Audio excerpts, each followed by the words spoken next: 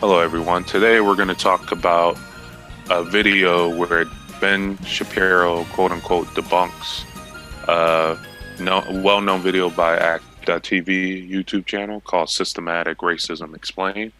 Ben Shapiro would be considered on the right in the U.S. political spectrum, and he typically agrees with the Republican viewpoint of less government usually means more freedom, and more freedom means more success for the average American. He's not totally against the idea of systematic racism, but he basically thinks that the systematic racism is very vague and very ill-defined. So therefore, when you have ill-defined terms, then you have wishy-washy ways of solving actual problems. Yeah, so let's give this video a whirl. Jay's gonna like it because he's a conservative. More like conservative. I'm the biggest Ben Shapiro fan in the universe. You're the token conservative in this group. There you go. America's already great, baby. Keep it that way. Let's start and let's talk about it in the comments if you have any opinions as well, because we're doing this for YouTube. Don't forget, it's three guys. It's Nakama Squad, but it's also everyone is a Nakama who's on this channel. So let's watch the video and get into it. This video is sponsored by the Benham Brothers brand new course, Expert Ownership. You can learn to own a business without it owning you. Stick around to the end of the video to find out more details. This is Jamal. Jamal is a boy who lives in a poor neighborhood. He has a friend named Kevin. 1 second. We're not sponsored by that. Yeah, exactly. All right, let's that go. was not us. Who lives in a wealthy neighborhood. All of Jamal's neighbors are African American, and all of Kevin's neighbors are white. Because Jamal's school district is mostly funded by property taxes, his school is not very well funded. His classrooms are overcrowded, his teachers are underpaid, and he doesn't have access to high-quality tutors or extracurricular activities. Kevin's school district is also funded by property taxes, so his school is very well funded. His classrooms are never crowded, his teachers are very well paid, and he has access to high-quality tutors and lots of extracurricular activities. So let's talk for a second about school policy. The reality is that if you wanted Jamal to be able to go to Kevin's school, what you'd want is something called school vouchers. You want people to be able to move away from their school districts. One of the chief reasons that Jamal is confined to his local public school is because of Democratic policy that has decided that you must go to school in the district where you live. And this is also why a lot of people have left lower income areas and moved out to higher income areas specifically for better public schools. So if you want Jamal to have the same educational opportunities as Kevin, perhaps you should have school vouchers for private schools, or perhaps you should have charter schools, which is what Mayor Bill de Blasio in New York is fighting against, or perhaps you should break the teachers' unions, which are costing a fortune, particularly on a disproportionate level in areas where they're not spending enough taxpayer dollars. So I'm all for improving Jamal's schools. I'm also all for Jamal having all the same educational opportunities as Kevin. The problem is most Democrats are not. Kevin and Jamal live... Okay, pause. By the way, we're all synced, right? The way that we're watching this. Yeah. Within the link. Okay. Yeah, I think this one seems something it seems like an interesting idea to just say like, oh yeah, like vouchers are fine, etc. Why not just give people the opportunity, right? Well, I think a lot of things in that video kind of disregards is, a lot of people just can't. He's right in the fact that a lot of people definitely choose where they live, based off of the schools and whatnot. Well, not every single parent that lives in an underrepresented neighborhood can just afford to take their kid to school every single day, drive their kid, pick them up, bring them back, maybe 30 minutes away or however far like a different school is.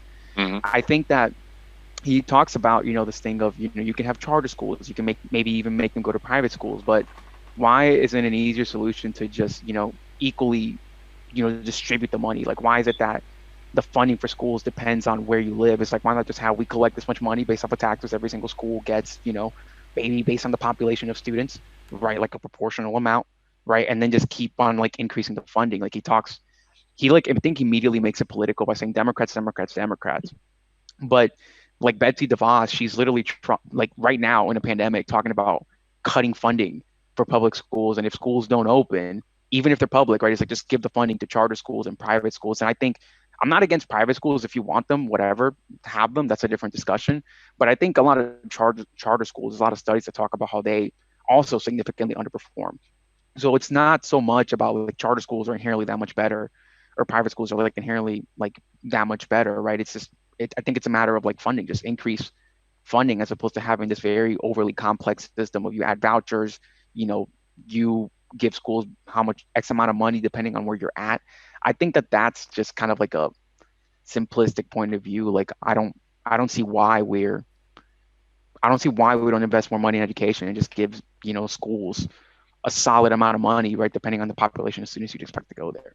So that's kind of my take on that. I think I agree with your take mostly. I'm probably a little bit more extreme. I do think that what you said was correct. One, by stating that Democrats are the problem, you instantly made it political. You're right. I mean, everything's political, but you really drew the lines in the sand right there. And then two, money is a very big issue. I'm a little bit more extreme. I would do forced. I would send I would send kids to different neighboring schools rather than like putting money into like a certain kid's school. Just send them across to different schools because obviously money is important, but I think culture is important as well. So if you have like the same students in a certain school and they have more money, yes, they might improve a little bit, but would make things even better is going to a different school and they're seeing different opportunities and different types of teachers that because you can pay bad teachers a lot of money and they're still bad. Okay, but then you go to a different school with maybe slightly better teachers, then that can really help a kid improve. And I know that from personal experience because I got sent across like my city to a completely different school, and I was like, wow, this is a big difference. Was making A's in one school, went to another school, got C's. Okay, and then I had to in elementary schools it was 4s and then got 2s. So because they do numbering, so I would do that. But you're right about harder for you or like it was 100% harder. Okay, I didn't like know if it was you meant they graded you differently or something. No. It was just significantly harder. And I mean, I felt the difference. I had to go to tutoring and I got better, but I think that would really help not only money, because yes, we need to untie it from local, like your taxes locally. You need to spread it around, and you need to have kids get introduced into different cultures, like cultural environments, so that they see, okay, this culture seems to be slightly better than this culture or whatever. Okay. And that also would probably make things better later on, integrating people that don't know one another. Because if you see someone early on that's different than you, then you're more likely to not view them as the other when you're older. So streets away from each other. So how come they're growing up in such different worlds? The answer has to do with America's history of systemic racism. To understand it better, let's look at what life was like for Kevin and Jamal's grandparents. In order to understand what's going to happen in this video, you have to understand how systemic racism is being defined. Systemic racism is a really amorphous term. It could mean many things. It could mean that the institutions of today are racist, in which case everyone would oppose them. Or it could mean that all inequality is explainable by racism, which of course is not sustainable. It's not a good argument. The argument that this video is going to try to make is that all of history has meaning. And that is true. History does have consequences for today. The problem is, as we'll see, the video tries to explain all inequality with reliance on history and no inequality with response to exacerbating levels of income inequality, exacerbating levels of single motherhood, personal decision-making, or any of the other variables that could come into creating the gaps we see today. Decades after the Civil War. Right. So I think I don't fully disagree with some of the stuff that he's saying where, you obviously can't just attribute everything to systematic racism, but I also do think that oftentimes, right, just hearing Ben Shapiro multiple times, he oftentimes disregards the nurture part of the equation. He mentions like single mothers, which does fall into that nurture part of the equation. But I think that, he does that from his religious point of view, just kind of listening to him over and over, right? And I think he just kind of tends to ignore like the rest of it. He mentions it, but then he says, well, why don't they just do this? They have the same opportunities as everybody else, right? And I think that, yeah. And then, but then he just kind of completely like ignores that. So sometimes it seems to me that he kind of just throws some things in there that he believes, but then just ignores it whenever it seems convenient for him. So. Yeah, he sometimes he doesn't seem very sympathetic, but that's just his character. But yeah, let's see what he says next. Before that, real quick though, he did say, like just recently, I think Elijah knows what I'm talking about, where he's like, we need to get empathy completely out of politics. And I'm like, well, why don't we just make And like we can use recurrent neural networks and just start to, completely automate everything then at that point. So, all right, I'll stop. Okay.